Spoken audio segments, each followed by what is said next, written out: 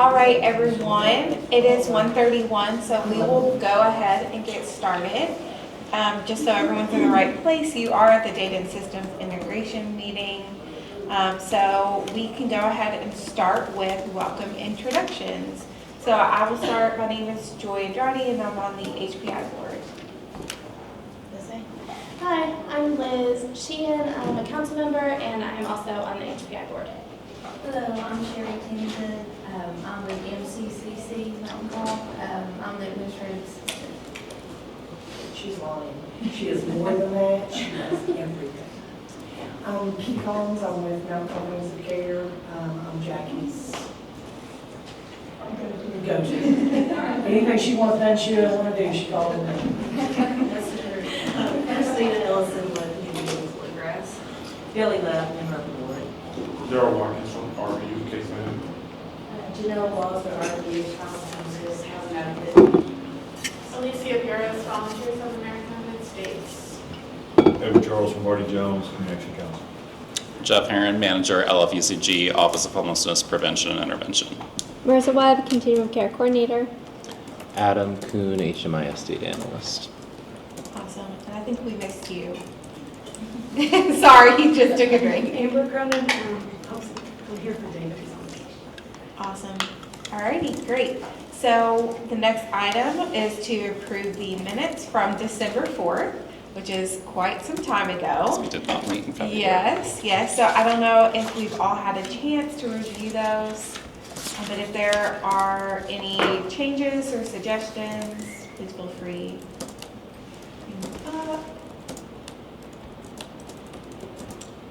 All right, if there are no suggestions or questions, then we'll go ahead and move to approve them. Is there a move to approve? Move to approve. Second? Second. All right, all those in favor? Aye. Aye. All those opposed? All right, great, passes. Okay, so the next item is to cover some new business. So Adam is going to provide HUD data submission timeline updates. So we just got word from HUD in mid-March that we could submit system performance measures on April 11th. So we've been doing a little work on that internally. Lately, what's been happening is our vendor has been trying to update their submission stuff on the website, and we've just been finding that their patches are resulting in more errors, so we're waiting for those to be resolved. Mostly just means that we'll be looking at a submission pretty close to that April 11th deadline for system performance measures. PIT and HIC is something that we've also been working on internally. Last word from HUD, at this point a couple months ago, was that we would just be waiting for a while. That was actually the last correspondence that HUD has officially given us for PIT and HIC submissions. So still waiting on what that timeline will actually look like, but because of our internal reviews, I think we'd expect that as soon as we get that word, we'd be pretty ready to submit. I'll just add that we are going to go ahead and finalize our preliminary results very soon, and probably go ahead and bring that to one of our meetings. We want to make sure that we would try to get board approval timely so that we can submit whenever we need to. Be mindful that it will be preliminary, because right now we don't even have access to the submission within HDX 2.0. And so when we run it through their validations tools, there could be additional things that might pop up that may need to be adjusted. But right now we are very, very close to being able to release those preliminary numbers. We're also trying to make sure that it can be included in the updated consolidated plan. For HUD, we would much prefer to include the 25 numbers than the 24 numbers. So hopefully that's something that by middle of April we'll have finalized and be able to share with you. Right now, we just kind of want you to be aware that we may potentially still have to come back to you on pick and hit information if there are additional data issues identified. And it's going to be a lot harder for us to go back and think about January when we're this far removed. That's why we've already tried to intensively do as much as we can on our end, and we're really just going to be seeing if anything else flags once we get into that system. Overall, there's a lot of changes going on at the federal level that we just wanted to update you about these timelines. So again, you know that Marissa and Adam may be reaching out as they finalize our system performance measures, and just kind of the climate that we're under right now. The team that does a lot of support for our data submissions as a technical assistance provider with HUD is one of the few that was not, that did not have their contract terminated with HUD. But we are just overall hearing a lot of things about delays, uncertainty of due dates for different submissions, and that there is a lot going on in terms of potential changes to HMIS, especially with language. You may find that certain HMIS guidance documents are disappearing from the internet. So it would be a good idea to make sure that you would have a copy of things like the HMIS data standards or any program-specific guidance like the COC program or VA program guidance saved locally. If you don't have access to anything that you should, let us know. We should either have a copy or be able to obtain that from our vendor. But like many things in our world right now, just a lot of uncertainty about some of the standard processes that we see each year related to our database and our submissions. Does anybody have any questions for us? We just got a new internal database. It's still being finalized, but I'm using the HMIS choices for race and doing all the for our database, but it's not our company that's making it. It should be finalized in a month or so. I guess I'll just go with what it is now. That's a really tough situation to be in. What I will say is it does appear that a lot of the anticipated changes are going to be around language, specifically with things like gender ideology. Potentially some of the race options and things could change as well, because I'm sure you know, having a lot of work in HMIS, that it's still relatively recent that those race options came into our system. It's about maybe 2 years now. Yeah. I would anticipate though that assuming that someone does not serve a third term, that the pendulum will probably swing back. And I would anticipate that any of those changes that are pursued may not come to fruition or may revert back after a change in administration. So I guess for now, you probably would just go ahead and continue moving forward since you're at that point in development. Maybe get an open type-in box for right afterwards for an explanation. Yeah, as someone who has had their data recently, I work in public health, and similar to that, we typically try to be inclusive in our gender identities, and they just recently have stripped us of that, so we can only submit male and female, like biologically, and that being it. So any others are completely excluded or won't be accepted. So yeah, I don't know, long term what that's going to do, but unfortunately, like looking back, even if, years pass, we're going to have a missing gap of data there. And as far as HMIS goes, we've had a lot of changes with gender and with race over the past 10 years or so. Even when there has been more inclusive or progressive language, the exact terms used have changed a lot. They've had trans male and trans female, and then they went to transgender without necessarily having a marker, and then they went to, you can do a combination of trans and then choose male or female in addition. So there is a lot of inconsistency across our HMIS response fields historically, longitudinally. So I really don't know that it's going to be that much different than how those other changes have kind of affected us in the past. But yeah, it may just be that you maybe have somewhere that you have some extra notes that you have to keep for yourself in case you ever are trying to make comparisons long term. That's tough, I'm sorry. I wish I had a better answer.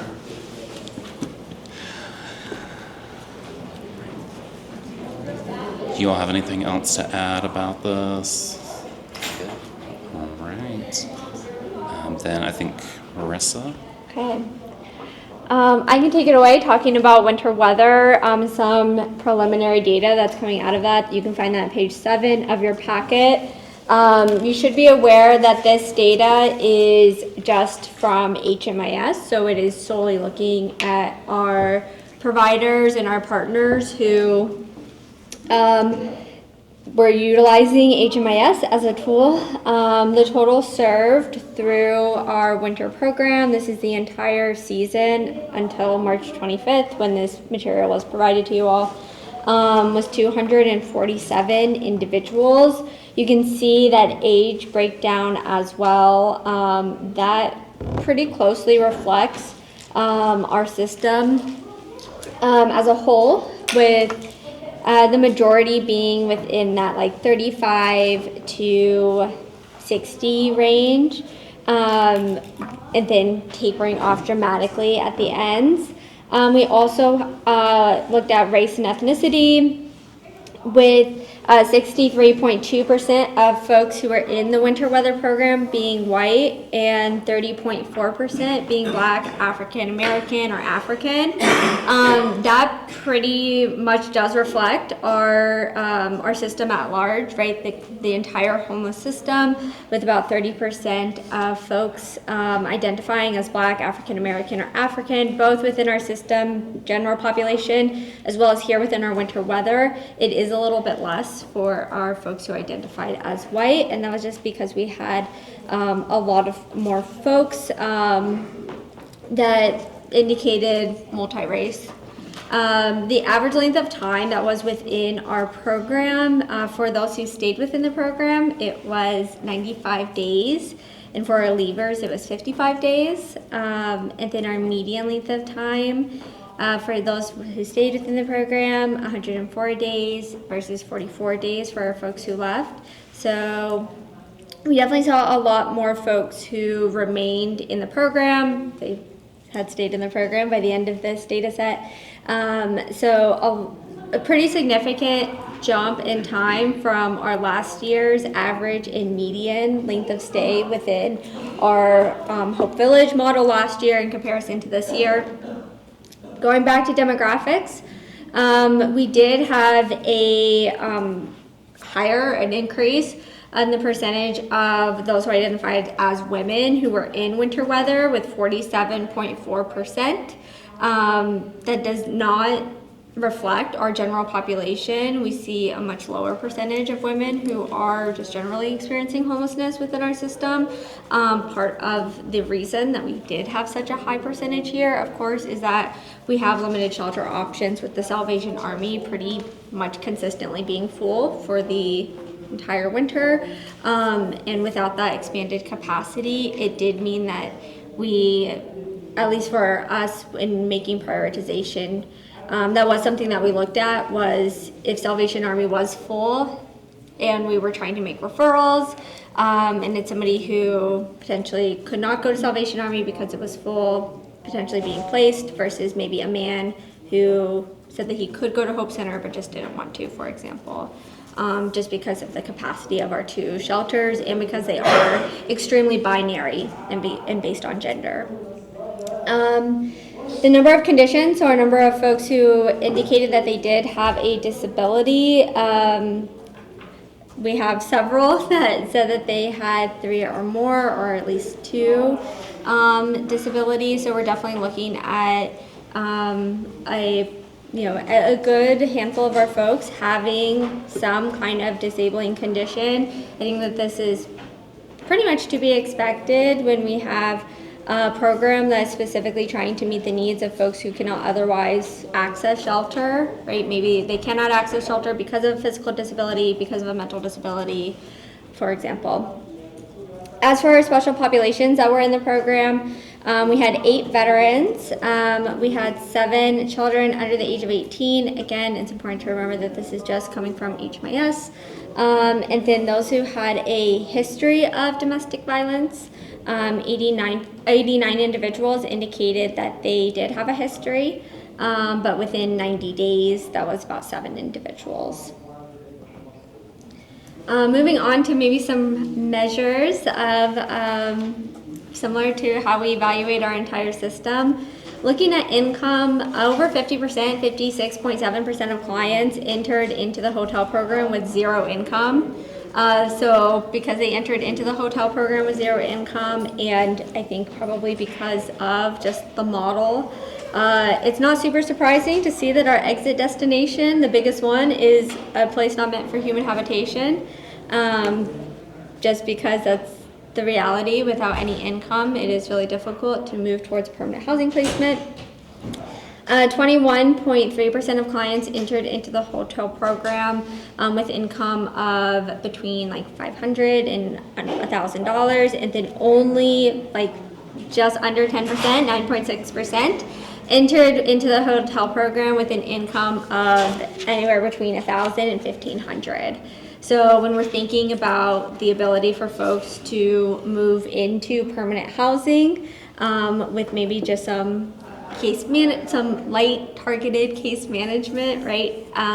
With this type of model, looking for housing that is either zero income or under $1,000, which is 75% of the folks who are within this program.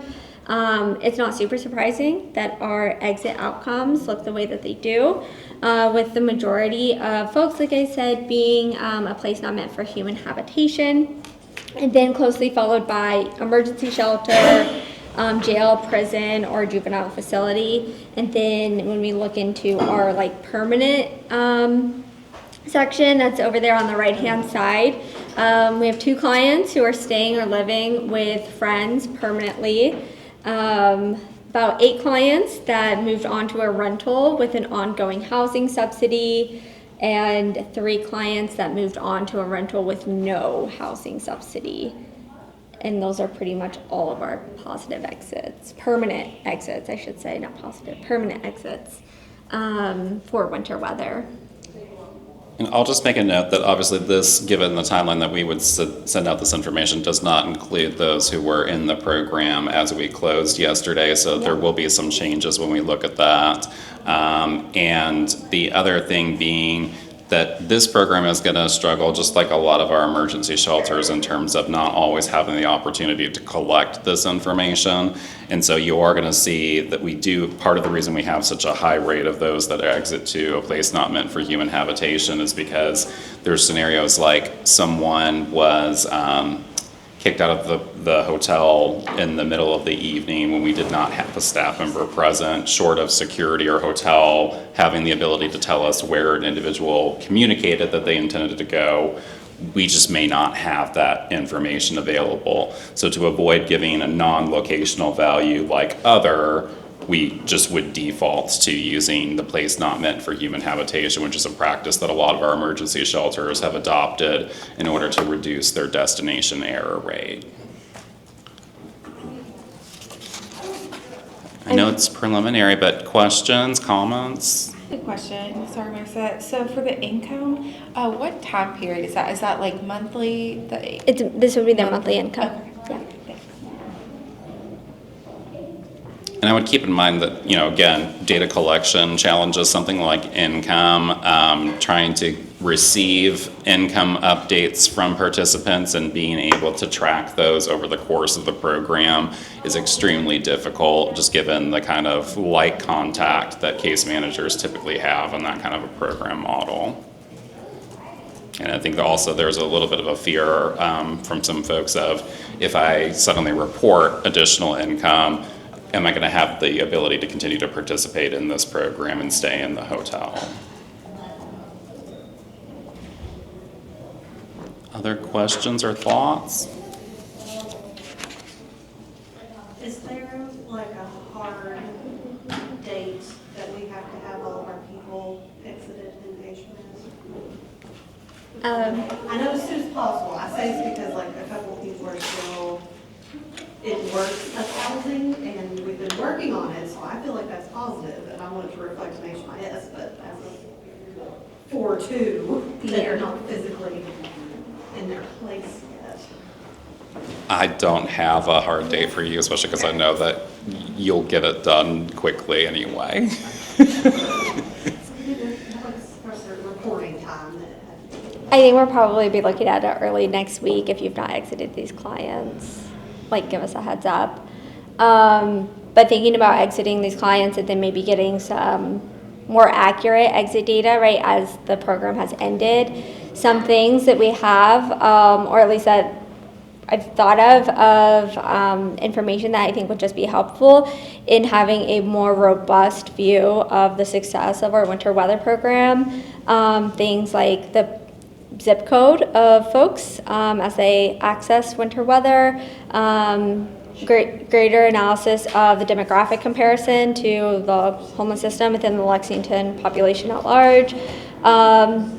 Like I said, greater outcome data, length of time within project and whether or not that correlates to having a positive exit or not. The length of time of folks who've remained in the program, right? Like what percentage of folks remained in the program for 30 days, 60 days, 90 days.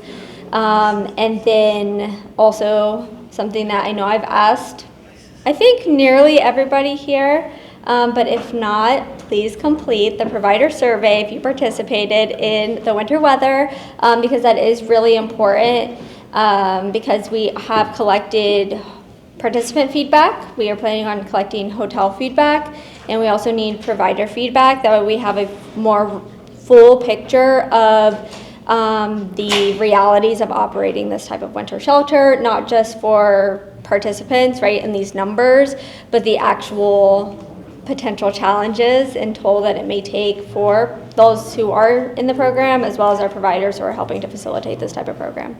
I know you talked about part of the reason that women were represented higher than what normally we somewhat think, and I might have missed it, you may have said it. But do you think that part of it also is that this model was a little more accessible to many women, where they might not have done Hope Village for the idea of a hotel? They might have come forward, where I'm just sort of curious about that. And I also wonder then if we've maybe always kind of underrepresented women. Because if we did a slide, it was a while ago, and there wasn't a lot of youth. And was wondering, is that really what it is? Or the services and the ways that we're able to kind of reach out and connect, we're just missing that demographic. And I'm just curious if maybe we were missing women all along. They just weren't coming forward. But if I'm couch surfing and I'm kind of doing this, but I'll stay in a hotel, okay, you know, I don't know, just sort of curious about that. Potentially. I mean, one thing that we did hear from our hotel participants when we asked about the application and intake process, nearly all of the folks that I know that I spoke to and in putting those surveys in, a lot of folks said that it was extremely easy and accessible to call 211. So maybe if I'm sleeping in my car one night, rather than calling a friend to try and couch surf with them, instead I'm just calling 211. Potentially, I think that the ease of access in that, right, and then also being able to speak with somebody and then say, like, Salvation Army is full, and then us verifying, yeah, Salvation Army really is full, because there was that third option, right, rather than unsheltered, try and couch surf, there was a third option. I think that it meant that more folks, and we knew that the reality was that Salvation Army is not expanding capacity. So, But why don't we think we had those numbers at Hope Village? So something that I think is important for us to think about too is I do think that there is a greater ease of access and potentially it's a more desirable form of shelter, but I think that's across the board, not necessarily specific to just women. I think probably the other reason that we would see a significant shift here is because of the ability for couples to be served, especially with the Hope Village. We still had a lot of people that were households that were contacting us that were seeking shelter for couples, and even though it could serve both men and women, if they could not sleep in the same quarters, then that was oftentimes a barrier or a deterrent. So I think that is something that probably also had a significant impact in terms of that gender breakdown. I think that would be We served a lot of couples this year. yeah.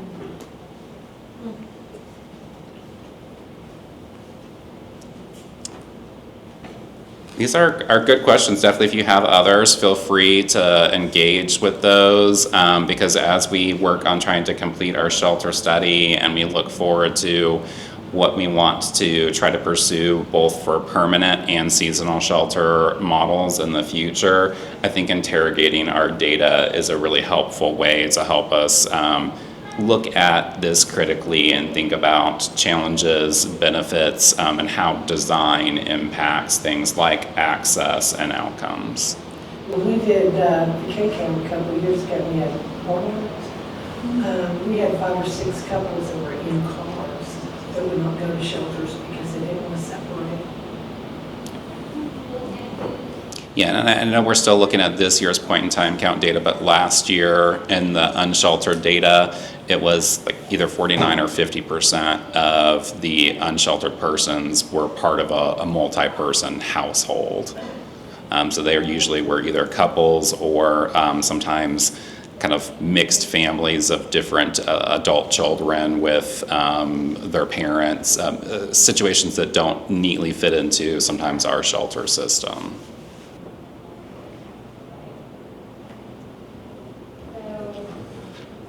All right. If there are no more other comments or questions, I guess we can move on to the next item of business, which is Jeff is going to provide updates on the housing triage system. So I'll speak a little on this and also give Marissa an opportunity to share some with you. Essentially, now that we are through winter, we have a lot more capacity within this office, as I'm sure a lot of our providers do as well. We also, through that winter shelter process, have gotten an opportunity to pilot our new assessment tool with a number of individuals, including outreach having the ability to do that, some of the other service providers like New Beginnings being able to practice those.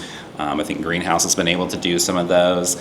So we're really just kind of wanting to bring the conversation back to the process for rollout. We'd previously discussed wanting to do a little bit of testing before we did a full system-wide implementation, and then continue testing for a period of time before we would make any significant alterations. What we wanted to do with that initial testing is really just identify things that were a clear and immediate issue that we potentially needed to address. Were we seeing that right off there was an item where maybe we have to think about the language because it's not getting us the understanding of the participant and it's not getting us good information. We're asking a lot of clarifying questions, or the assessor's having to modify language from the actual script. And then what we're hoping to do once we would identify and tweak anything that seems like a more immediate concern is really kind of keep a standard tool in place and be able to get some long-term data, at least 6 months to a year, before we would look at making additional revisions. So since we've kind of started that initial testing process, we've been talking with a lot of our providers in our housing triage meetings, and right now we're kind of tentatively looking at trying to do a more full rollout to the system around July 1. So definitely want to give Marissa an opportunity, because she's had a lot more time to look at our actual data and share any kind of preliminary information that she would have. Okay. So we are going to, or I guess I'm going to discuss, and then I'll throw up a couple of just like a quick slide. But just thinking about how our local assessment tools performs in connection to the VSPDAT. Several of our folks that I've spoken with who have administered our local assessment tool says that it's pretty easy. The folks, there's not really a need for a ton of clarifying questions, because the way that we had framed our local assessment tool was to be pretty straightforward while also trauma informed, and to directly ask folks questions, to provide some open-ended answers and responses for folks to provide information to us to get a more true sense of an individual's actual acuity and the level of need that they would, level of services that they may need while in housing or while looking for housing, and their acute risk at that time while experiencing homelessness. So we had a lot that we wanted to do with the local assessment tool, a lot of goals that we wanted to accomplish, both making it the ease of access for our population for our clients to engage with this tool, to have a more true sense of the client's actual acuity, and then also for the provider to have some input. In looking at least, I think we have 16 folks that we're going to take a look at. But looking at our 16 individuals, about 75% of them did have where they answered no to a response. And then for the provider input, do you observe signs of a physical disability? Do you observe signs of a mental disability? Things of that nature indicating yes. Right, or vice versa, right, indicating where the provider has had some input as to maybe a more true sense of the client's acuity without it being at the very end, this client scored for rapid rehousing, they actually should have been permanent supportive housing, which is what we wanted to avoid when allowing for provider input. For the most part, a lot of our folks, if they originally scored for a PSH project, did score for a rapid rehousing, PSH project did score for PSH, and for rapid rehousing did score for rapid rehousing. I'll put that up here in a minute, just so that we could take a look at how those shifted. But some items that I've noticed that I think may require some greater interrogation or maybe just rewording. One of the ones that right from the jump was we have a question that specifically asks, are you able to read, communicate, and understand English? Or if not, what language do you feel best able to express yourself in? And we received a lot of, I do feel unable to read, comprehend, or understand English, but the language I feel best able to express myself is in English. So clearly these are just folks of maybe there is like a disability there or just an inability to, understand the system. And that's why folks are answering that way. So I definitely think that that's one question that requires maybe a deeper dive. And maybe as we start to roll out our local assessment tool, if somebody does indicate that way and train our providers who are doing this local assessment tool, if somebody does answer, they do have an inability to read, comprehend, understand English, but they also state that English is the best language for them. Maybe asking, okay, can you give me an example of how or why or when you felt unable to, like right now? Are you have an inability to, maybe this question isn't clear or something of that nature. Another question that we've received a lot of yes to, and I'm not sure with the current DEI initiatives of this administration versus potentially previous administrations, but we do have a question specifically asking, do you feel like you've been unable to access services based upon something like your race, your sexual orientation, the fair housing discrimination kind of framework? And we had nearly all of our folks indicated yes.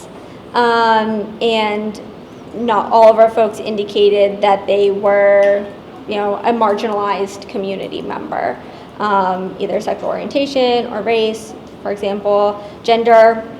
So I think that maybe reworking that question or thinking about how we can maybe make that question a little bit more clear, while also not just allocating points based upon being a certain category. Did that question include physical disabilities or just cognitive sort of? The question. What you just talked about? The one about unable to access services, or the one about understanding? The one that's unable to access services, I think the exact language, I'd have to pull it up, but I'm pretty sure the exact language is something like, do you feel that you've been unable to access services because of your race, color, sexual orientation? So not so much a disability, because I think some people feel like there aren't enough accessible units for someone with a physical disability.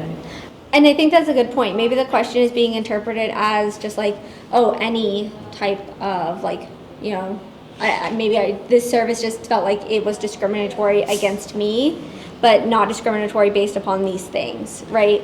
And so because it felt discriminatory just because of maybe a disability thing, maybe because it was a service that it does not center around housing or homelessness. Maybe they felt othered in that sense because they were asking about those types of services.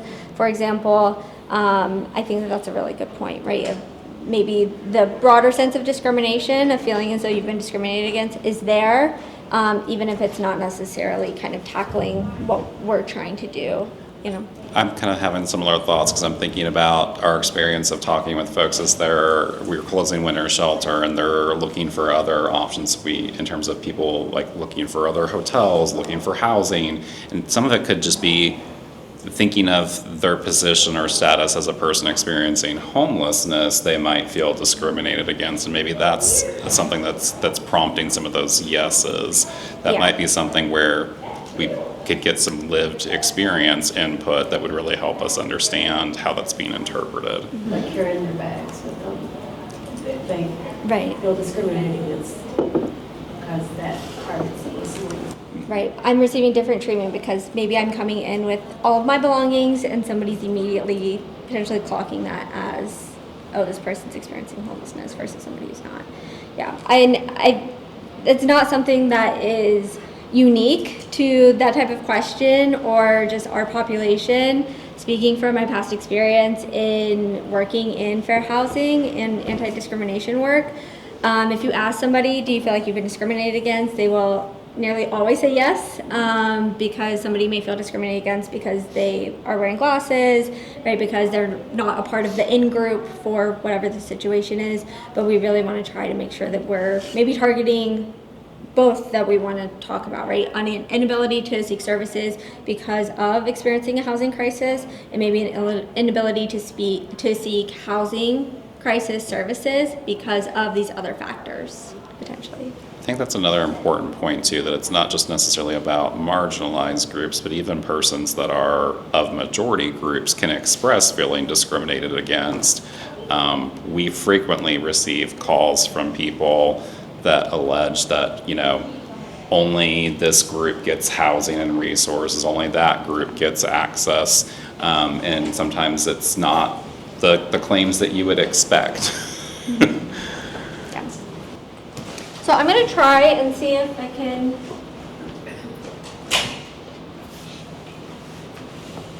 plug this in and turn it on.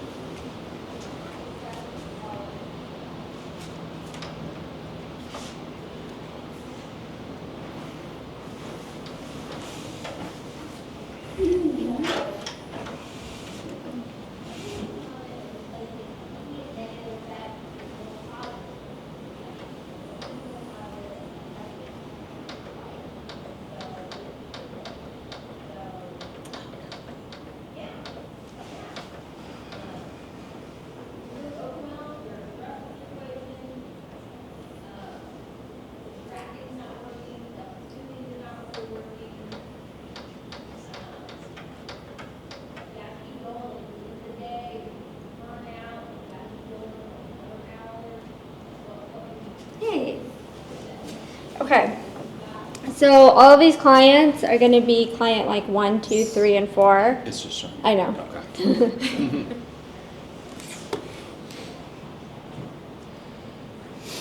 So all these clients are going to be 1, 2, 3, and 4 for like anonymity. That way we don't have to worry about their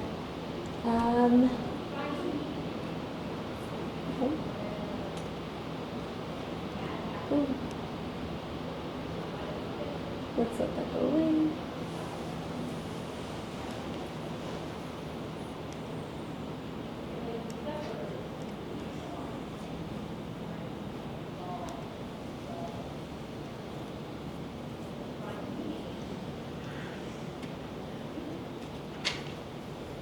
There. So if these are all of our clients, right? We have all of our different clients, and we're going to put them on our VS for that. So this is what it typically looks like, right? For if we were to take the entire by name list and take a look at where our bell curve is, it pretty much is going to be right there around 6, 7, and 8. Is where the top of our bell curve is, and then it swoops down. So this is pretty reflective of our entire by name list, it's not super surprising. This is also where we get into, right, if we're just referring a whole bunch of people for rapid rehousing from 7, we're never gonna get to 6 because we have so many people in 7. And that was one of our like major concerns. So if we think about, instead of like our VSPDAT now, and all of our colors, different colors are our different clients, that's all remaining the same. And if we look at our local assessment tool, it has flattened it out significantly. Now it is important to remember that our local assessment tool does have a different like rapid rehousing versus permanent supportive housing. For our local assessment tool, that is for individuals 13 plus, and for our rapid rehousing, that is 8 to 12. So we do have several folks here that here or 6, 7, 8 that would actually fall into diversion. And looking at who those clients are specifically and talking with the individual the provider who conducted those assessments, they like, honestly, like they don't need a ton of intensive care. They almost would need something like, like a 3 to 6 month type assistance, but not necessarily a full 2 years type assistance. So it makes sense that they aren't scoring for our local assessment tool, but because there is nothing that is a 3 to 6 month type of assistance that we offer, right, it does mean that they will need rapid rehousing, right? They will need a significant assistance for up to 2 years. Like case management services, is that what that indicates? Is that what you mean? Like they just need a level of right, like assistance that's maybe like case management and some like a gradual tapering off. I think it's the gap in our system where you have something like the rescue missions program that can provide a deposit. Sometimes you can find some sources that do deposit in first month's rent, but after that, you kind of have to leap to rapid rehousing, income-based housing, one of these kind of scarce resources that can actually do anything above that like initial month or so of rent. And so one thing that I think we should definitely keep in mind as a group and be discussing and thinking about is, what does this continue to look like as we move forward with this tool? Are we still seeing a high amount of folks that are scoring for diversion that we feel like it's an accurate assessment of their needs? And do we then want to develop some kind of a resource that is best equipped to serve them? For example, sometimes I feel like we have, as providers, we are so married to that definition of rapid rehousing and it being up to 2 years of rental assistance that we almost kind of don't exit someone from the program before that point frequently. We tend to either keep that client, or sometimes by telling them at the onset, you're eligible for up to 2 years of assistance, and that person then is going to kind of not be ready to leave that safety net until they get all the way to that term limit. So for example, we could choose to locally fund something like for lack of a better term, rapid rehousing light. Maybe it is something that, to the point that Marissa gave, maybe it's for those that maybe need 3-6 months of assistance. There's a lot of communities that have had success with doing things where a program like a rapid rehousing was up to 1 year instead of up to 2. So do we think that there might be a pathway for us to introduce another layer of resource within our system to diversify those, not assuming that everyone's going to need just one of these 2 options that we have within our system? And I think that would be a conversation that I would love for us to be having, and would be really interested to know what you think now and moving forward. We have, for our outside of Fayette County, we have an OVW grant, Officer of Violence Against Women grant, and we somewhat do that. You can go up to 2 years of assistance, but we really try to keep it at a year, and we taper it. So it's like 4 months full rent, 4 months half rent, 4 months a quarter rent. We could have flex, oops, we had a problem, like car broke down, something happened, so we can change it if we need to. But goal is a lot of folks don't need it for the full time. They have some income, it's a little bit to save a little bit of a nest egg, so that when things happen, they might at the end of that time frame have a little bit to fall back on. In the past, it's been really successful. Our current OVW grant, it hasn't been, and I don't know if maybe we're not, I don't know if we're picking people, selecting people that are really vulnerable, and so they lose a job really quickly, and then they're kind of done for. But we've had it now for about 6 years. Normally, it's really successful, and it does sort of build that kind of autonomy, kind of we work them through the stages of it. So, and I agree with you, not everybody needs, 2 years of stuff, but it either seems like you get nothing or you get everything, and when money is scarce, you I'd need be a little sweet spot. interested, and I know we've talked about the limitations on assessing returns to homelessness for survivors where they would sit in a comparable database outside of HMIS. Do you see that when people exit that kind of a program, that they are sustaining long-term? I think I'm a little leery of our data, we're not leery, I'm a little worried about our data currently, but I think in the past, yes, I think it has been more successful than not.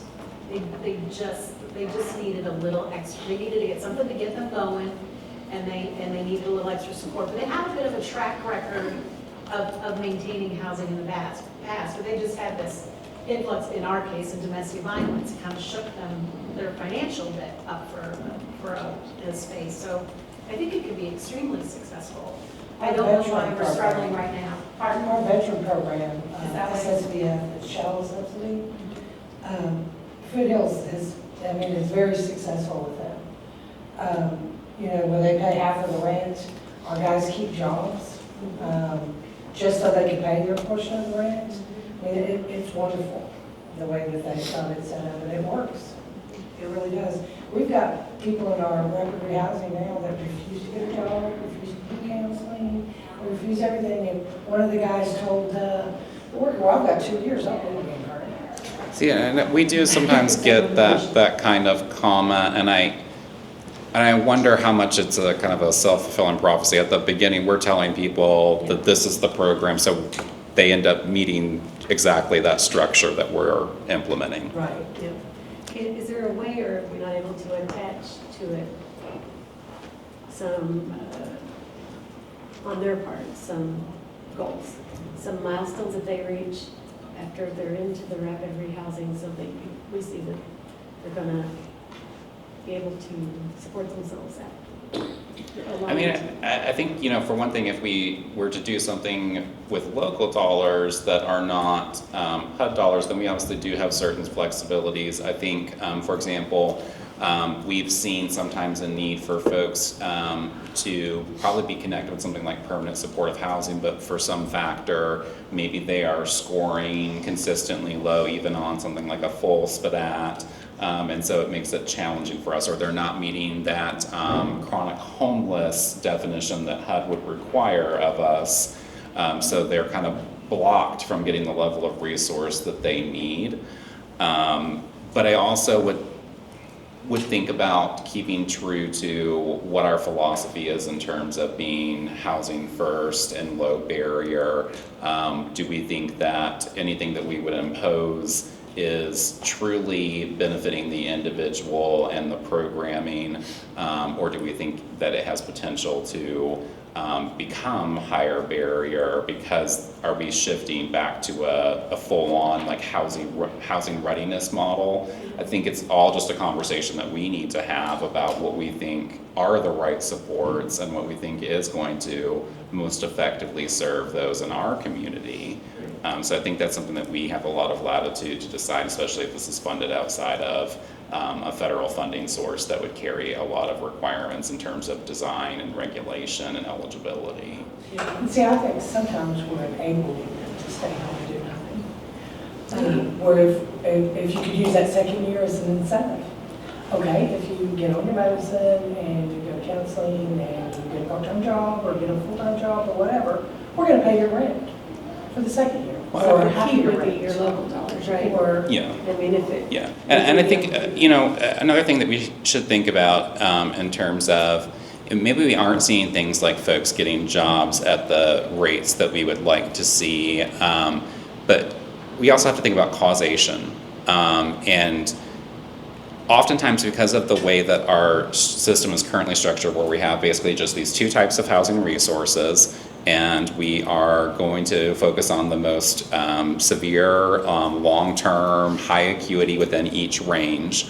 Those people who are needing less intensive resources are waiting a really long time for a resource. What is the impact of staying in that homeless situation long term? We know that research indicates that it's hard to determine what comes first, whether it's substance use or homelessness, because oftentimes it's the experience of being homeless that leads to someone engaging in use, or it leads to changes in someone's brain that maybe they develop a mental health condition. And so do we maybe also help address some of that indirectly in a way by creating a pathway to housing that is quicker, that's easier for folks to recover from, if that makes sense? Well, I've noticed with our veterans who have severe PTSD, that wanted to stay, secluded, that when they got jobs, I mean, it just slowly just kind of brought them out. And it helps them mentally. Mm-hmm. I mean, everybody benefits from having a purpose. Yes. And feeling like they're making a difference or a contribution. And it was a fight to get them to get a job, but once they got the job, they're like, God, I can't believe that I've been missing this all along. And a lot of our individuals that are experiencing homelessness are cut off from a lot of different social opportunities and activities that I think make it much more challenging for them to recover and heal from. And ironically, I think at the shelter, we're finding that the men, because I think our two caseworkers we have now are great and have been helping people find housing at higher rates than before, but we're finding that men have their community at the shelter. And in the past, they can self-sabotage because they want to come back. I know one man that's been there a long time. We haven't saved, we're going to work with him soon, but he's afraid to live alone because his diabetes is so bad.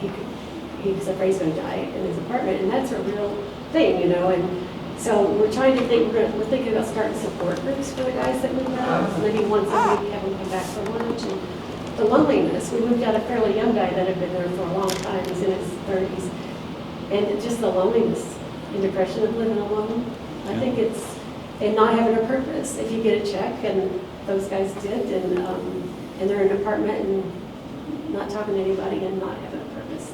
So, we try to talk to them about volunteering, but it's not really realistic. There aren't that many opportunities to volunteer for them that work, and we're going to try a support group, but there's a lot more that needs to be done if you're going to stay in housing successfully. Yeah, because when we talk about things like the causes, every time that I'm booked to speak anywhere, that they always want me to reveal to them what the ultimate root cause is. And I think we all know that really it's a lack of affordable housing and supports that keep you from experiencing crisis. And people do lack a lot of social supports. And so even if we can provide the housing, if we don't provide that support, that community, we're still going to see a lot of people return to homelessness, I think. Plus, there's a lot of underlying causes that we don't know about. Yeah. That prevent them from getting jobs and getting housing. It's kind of hard to put your finger on one thing. So I really do appreciate this conversation. I think that's exactly the conversation we need to continue to have around this tool. I know we kind of took a journey there. So yeah, that was all that I had, really. And then I was going to also go back to the things that we're seeing with that language item.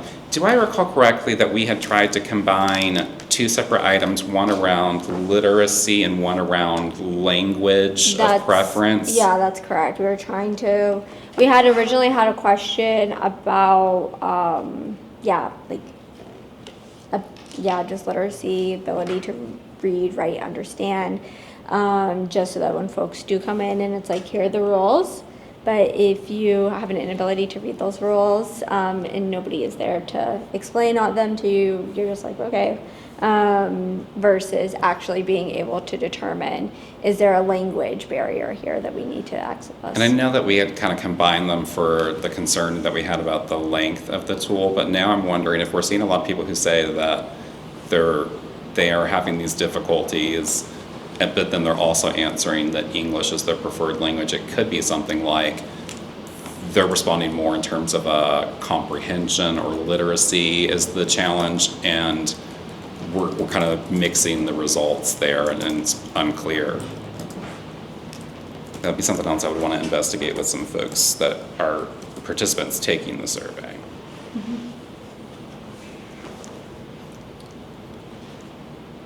Other thoughts about the new assessment tool? Is there any input from those that have been using it that they'd like to share with the group?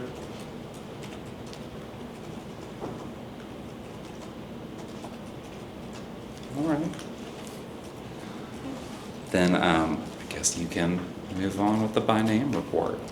Starting on page 9 of your packet is the coordinated entry report. You should be aware that this is for the entirety of calendar year 2024. So everything is separated out by each quarter for the calendar year. We did see less individuals that we referred, I think last year, or I guess calendar year 2023, we referred about 92 individuals, and this time we only referred about 55 individuals. Part of that is at least a couple of projects, especially our rapid rehousing projects, that we're trying to decrease the number of referrals that they were taking, if only because those projects would be ending, as well as at least one of those projects being at capacity or just needing to spend all of their funding so that they were unable to take any referrals during that time. When looking at the acuity scores, it is just referencing the VSBDAT. You can see our bulk of where we are referring people, especially for our rapid rehousing, is going to be that 7, which is the very top of our rapid rehousing scores, with 15 and then 9 and then 4. It is important to know that those that fall below that 7, right, the 9 and 4, a good majority of those referrals are actually for special population type programs. So it would be just for youth or just for folks who are survivors of domestic violence. And that's basically the reason why we were able to refer somebody who was not a 7 to a rapid rehousing project. I think that is maybe one of the good things of our local assessment tool, or at least some of that preliminary information, and looking at like this small sample size of our local assessment tools, that it really seems to kind of even things out rather than just lumping everybody into just one score. For acuity, and then for permanent supportive housing, it is a lot more broad. It's not just the folks who score the highest. That is really important to remember. Part of the reason why somebody who scores for permanent supportive housing, who may receive a referral at 9 or 10, which we had 6 there for each, versus 16 and 17, which would be at the very top of our PSH, is because perhaps the folks who did score really, really high or did not meet the definition of chronic homelessness, or we could not document that chronic homelessness at the time of the referral. So as such, PSH, we do have a lot more variance in the actual acuity score of individuals, just because if it is somebody who we can document their chronic homelessness, we have contact with them right then and there, they're already meeting all the eligibility requirements, we can go ahead and refer them out, versus somebody who maybe has scored higher, which is within our prioritization. That is kind of our number 1, is the highest acuity. But if they then do not meet the eligibility for that specific project who is requesting the referral, then obviously they could not be referred. As well as if they just recently became homeless, they would have to wait at least a year because of that chronic homelessness. There are only 2 individuals that are excluded from the 55, and that is because they scored with a full spit at. They scored 35 and 42 and referred to a PSH project. For the length of time, we talked about this quite a bit, but coordinated entry referrals are pretty scarce. These types of housing projects are a really great resource, but a very scarce resource. And as such, the length of time that you enter onto the by name list to actually receiving a referral for a rapid rehousing project is 70 days versus a permanent supportive housing project, which is over a year, 373 days. So I think that that's just really important when we're talking about this as a resource, that we really need to make sure that we are utilizing or thinking about this resource, as there is no other housing option for them, because at the very least, potentially, right, they're waiting 70 days or potentially, I mean, they have to wait a year for a PSH project from their first instance, from that instance of homelessness. Successfully moving into housing, our biggest we started really strong at the beginning of the year and then tapered down with Q1, and then with 18, and then by the end of the year only moving in 6 individuals. Now some of those, especially at the end of the year, are some folks that have just moved into housing or have moved into housing at the beginning of this year, right? So even if they moved into housing potentially relatively quickly, within 60 days, within 45 days, if it was that referral was at the end of the year, within December, very end of November, and they moved in the very beginning of 2025, that would all be reflected here. And then lastly, looking at our, or I guess not lastly, but looking at the length of time on the by name list for rapid rehousing, that average is 191 days. And for those who referred to and then moved into a permanent supportive housing project, it's 401 days. So extremely lengthy amount of time being on this list. And again, that is not from their time the time that they first started experiencing this instance of homelessness. This is solely just the time that they were actually on coordinated entry, so the time that they were on the by name list, not necessarily their time experiencing homelessness and then actually moved into a housing project. Really good work for capacity for our PSH project at the beginning of the year, then kind of ended in a spot that was not as good, but part of that was just some expansions of our PSH projects and trying to fill those expansions, and then also just some of those referrals that, especially for our PSH project towards the end of the year, some of our referrals that it took a lot of work to even make contact with the client, conduct intake of the client, continually try to meet for the housing appointments, I think contributed to that. And then for our rapid rehousing, I know I stated this, but at least one of those projects stopped taking referrals, and as folks were moving on from that project, they were not accepting anymore. And that was a project that had a lot of beds, so.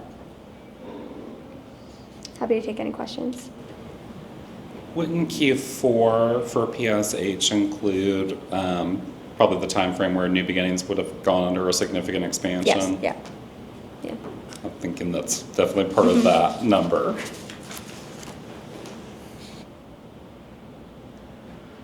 We also had, I think, a couple of other projects, like for example, I know like New Vista, they requested several referrals, and it was a pretty lengthy time to be able to engage those referrals.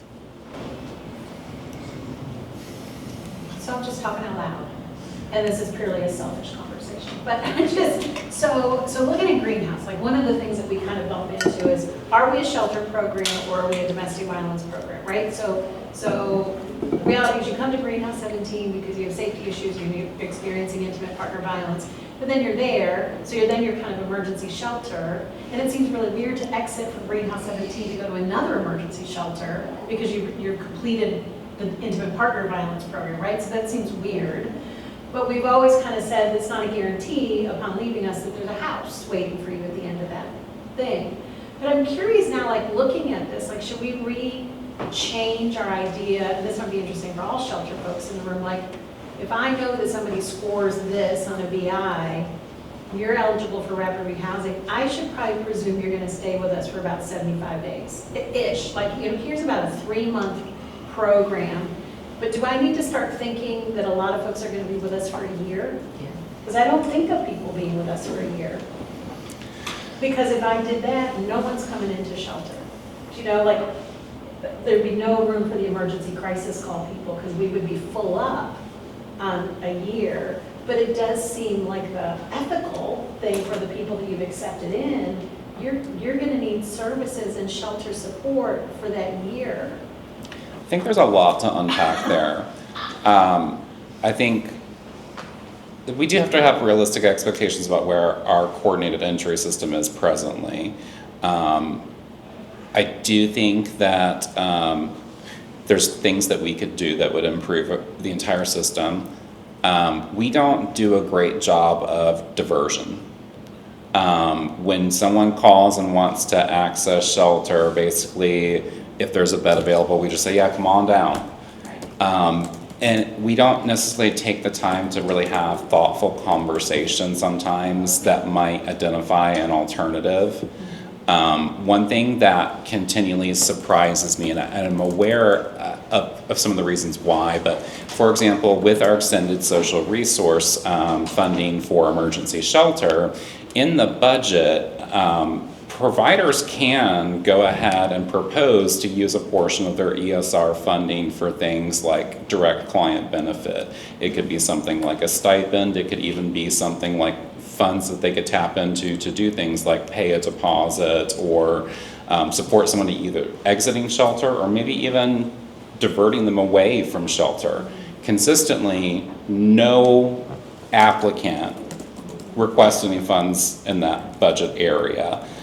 Typically, we see the majority of all of those dollars going towards things like staffing. I understand why. In the world of nonprofit, oftentimes it's really hard to find dollars for staffing.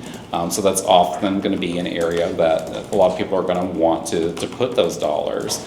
But it does sometimes feel like a missed opportunity where maybe there's something that we could do to more rapidly exit or divert somebody away from housing. And so I think a greater emphasis on diversion and prevention is something that we could take a look at. But I also think it goes back to those conversations about things like, do we introduce other types of resources within our system that give more expanded options, something like that kind of shorter term rapid rehousing model, something like a locally funded PSH project that might be able to take someone before they meet chronic homelessness. There's a lot to unpack, I think, in that question, and I think we should do the work of unpacking it. I think we should, because it's on both ends. So like Adam was at it actually, but Stephanie Thietz didn't have the housing and homeless for people that are DV folks that really don't understand this whole process. And my component actually was about diversion. Like, so police go to a house and they don't know what to do with this person, so I'm like, let's just get them to shelter. But can they stay at Sisters? Can we do a security system? Can we do different things? Because coming to shelter is such a hardship. So I think there's such a pull on shelter services by other agencies that I think some of the diversion stuff, but also I think shelter programs probably need to do a good look at themselves and kind of go, well, it's one thing if your end goal is to gently like launch someone out of this program, but if the reality is once they're here, you sent them on their way probably 4 months earlier than really what they can do, you know? So I don't know, I love the diversion conversation. I think another thing too, and this is something that we've talked about in years past, but I think it's still relevant. We also need to see housing as more than just coordinated entry. Not every single person is that going to be the pathway for, so we have to look at all the tools in our kit. And I know one of the first things that we do oftentimes is go to that assessment and go ahead and get somebody on coordinated entry early on in the service relationship. And there might be other opportunities that we're not as thoroughly investigating or exploring with someone that might result in a quicker pathway to housing. Yeah, we just had a woman recently say, she was 75 years old, she was at shelter, she was receiving Social Security, like, nobody was calling senior communities. They were all doing BIs and getting her on lists, and it's like, oh, there's a whole other thing that a lot of 75-year-old people Whereas do. one of the first things I do when I get a call is, does this person meet certain populations that I know that there's specific options for? Yeah, and I think that was part of the rationale behind something like the development of the Housing Flex Fund that we've been working on for a while now. And that will be part of our toolkit soon, where we can have those conversations, and then the policies of that document. It has kind of 3 different kind of intervention levels that people can go through. Sometimes it's just someone needs a light touch, maybe it's some short-term case management, some creative brainstorming and problem solving. Then sometimes it is going to take some level of financial assistance, like the Flex Fund. And then there are going to be those people that do need something like a coordinated entry resource, but you do all 3 strategies throughout the entire process, and you don't kind of predetermine which of the pathways is the pathway for the individual. And I think too often we foreclose on that, and it becomes the pathway for everyone that's experiencing homelessness.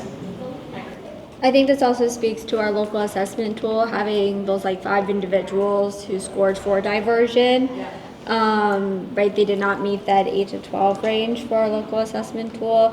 At least 3 of those individuals has earned income, right? The problem is that their earned income may not be enough to sustain, or that earned income is, there may be a need for some assistance that's not quite right 2 years, but is something else. Should we have a diversion effort that also has some ample support there as well, right, where it's not quite as intensive, it's not like a formal coordinated entry, robust housing, especially for folks who already have earned income and they've had earned income for a significant period of time. It means that there is some stability there. Any other questions about coordinated entry?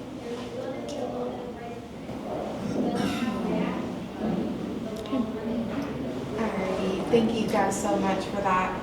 Alright, the next item is Adam's going to provide us HMIS training updates and announcements, please. Yeah, so this is on the packet as well, but just a reminder to say that our next new user training session is going to be April 10th, which is next Thursday. Those sessions are in person now at the Government Center. We've done a couple of those. Returns have been really good, so if you have some staff, anybody who's maybe come to a training before and struggled, or somebody who's new, definitely let them know that these in-person sessions are happening, and our next one will be very soon. You're welcome to get in touch with me and I can send an invitation or give them any additional information they need. And then we do have end user work group coming up in May. That is still virtual, so an invitation and a reminder will go out about that right at the beginning of May for that May 13th session. All right, thank you. So are there any other issues or public sharing? I have one thing. I would just say for all of the folks that work with people in the community, I am hearing from emergency management that the storms over the next 2 days are going to be pretty intense, so look out for your folks and make people aware. In particular, I would make sure that anyone that might be unsheltered is aware of conditions and is kind of aware of where they might be situated. For example, would they be at risk of flooding where they're currently camped? Yeah, that's the big one, is that places that even are like flooded a little bit before they're expecting that. Where's like the last estimate that I saw was 6 to 8 inches of rain over the next couple of days, which is just a lot, in addition to all of the wind, so you just need to keep people safe, so. All right, thank you so much, Liz. All right, so our next meeting will be June 4th, 1:30, same location here at the Donnyball campus. And I can go ahead and adjourn us. Thank you, guys.